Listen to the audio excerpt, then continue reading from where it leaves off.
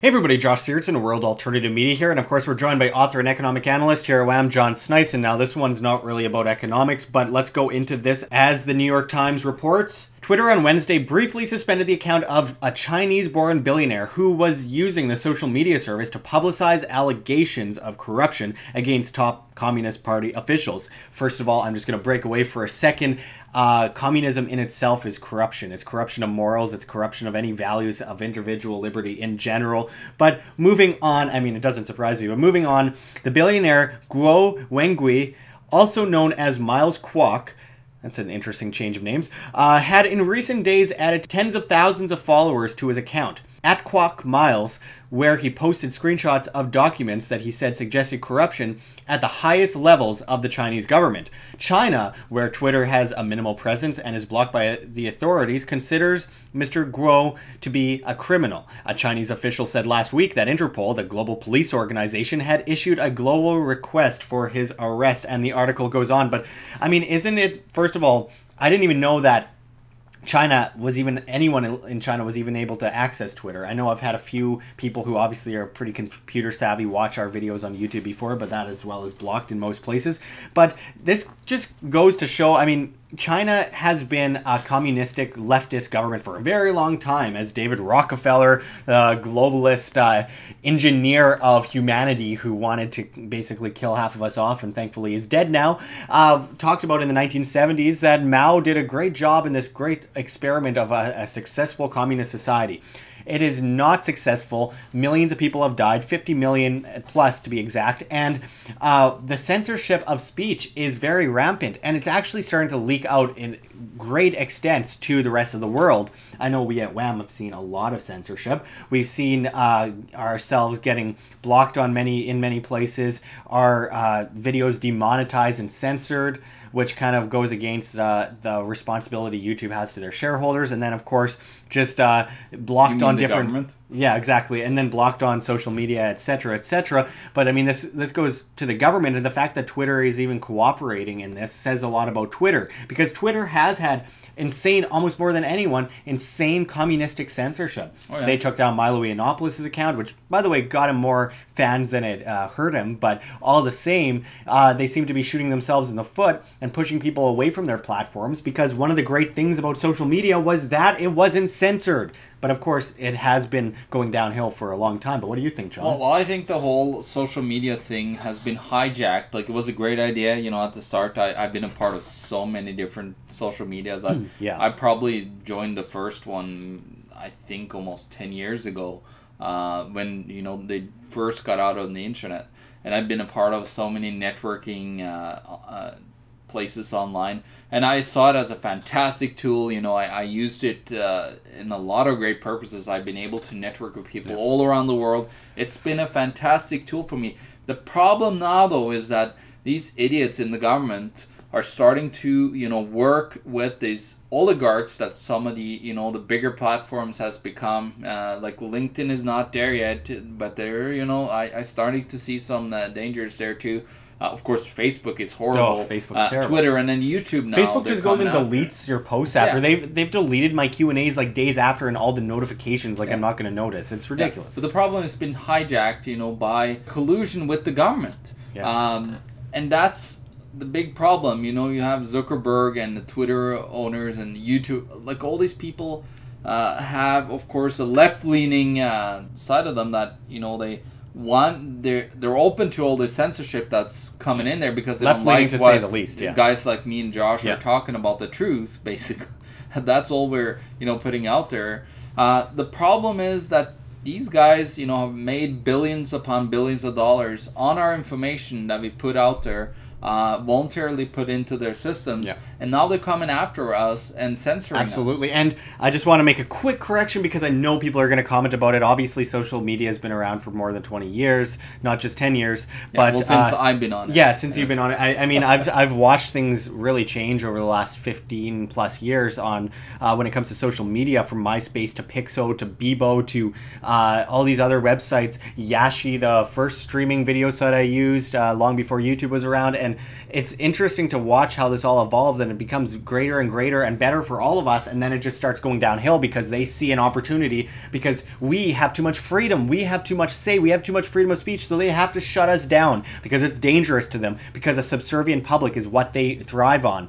And I mean, just how they manipulate the algorithms of posts, like on Facebook, so you can't see YouTube videos for the most part when you post them. But also on top of that, it's really important to mention that Twitter, Facebook, YouTube collude with all these governments around the world, especially in like places like France, where they censor news for opposing viewpoints to the leftist ideology in the mainstream. They censor it. They were open about that. They're doing it in China. They are cooperating with these governments, and of course we saw through NSA leaks, CIA leaks, etc. Google and all these companies are right along with all this, taking part in and cooperating in totally shutting down free speech, especially anything that's right of center or outside of the circular spectrum of BS statism. Well, what has happened with this social media was, of course, people have, into, like, worked with it, put all their information out, and it's been a collection agency for the governments now. That's what it's turned into. And of course, if the Nazis had social media back in the time, think of what they would have done to people. It's just horrific, and this is the danger. This is the danger right now of what could happen if we don't stand up to these censorship measures that are getting put in place by these different social medias out there. I mean, a lot of people will say, I mean, places like YouTube, they're shutting down monetization on even like uncontroversial videos of the guys that are playing video games, getting millions of viewers. They make a living off of this, and they're shutting down people's ability to make a living.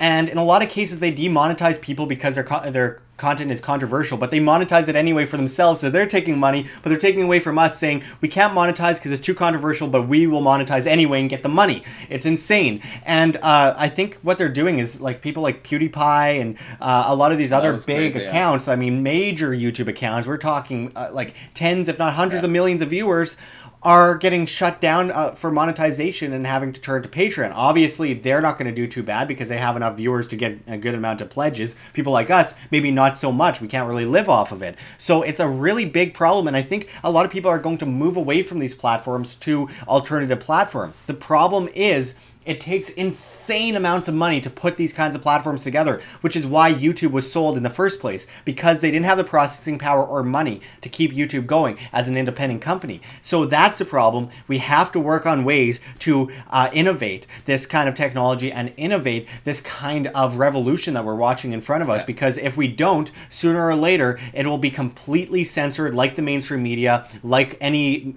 mainstream media news show or newspaper or magazine. It's really important that we stand up to this. I think what we could see, what the next big thing we could see, what I really hope to see from these fantastic geeks out there that put together Bitcoin and so on, I think we could see a BitTorrent type of scenario of YouTube where, everybody shares all the information with each other, and it's not centralized, as it is in the clouds of Google with YouTube. And I think that is the future. I think the decentralization is coming big time because people are getting fed up with this massive government collusion with these social media platforms. So we will see solutions, and I do believe people are going to come together, especially the bright minds out there, and they're going to find the free market solutions, and they're going to take and destroy these Facebooks, Twitters, and YouTubes, because they are becoming obsolete, because they've been taken over, and then they are being misused by corruption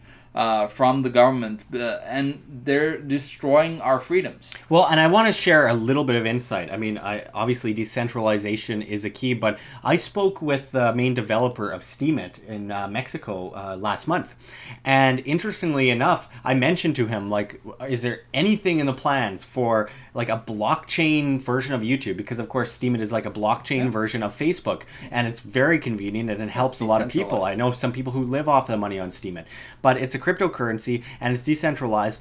And actually there are some plans. I'm not saying that the guys at Steemit are doing it, but there are people working on this kind of platform. So we need to push as much demand into the hands of people, good people, independent people like that who are doing this as possible, because it's important for them to have our demand and have our vote with our like I said, demand. We need to show them that we support this, and it will be a revolution. The government hates this. The control freaks hate this because it means that we can be independent, free individuals offside of the centralized grid, which we need in currency in the markets, and of course with social media, these waves around us, this air that is creating such a huge revolution. You know, it's so important. This frequency is so important. So we need to grab this opportunity. It is incredibly important, and it will be the future of what we know today presently as social media, or just being able to be a creator and putting out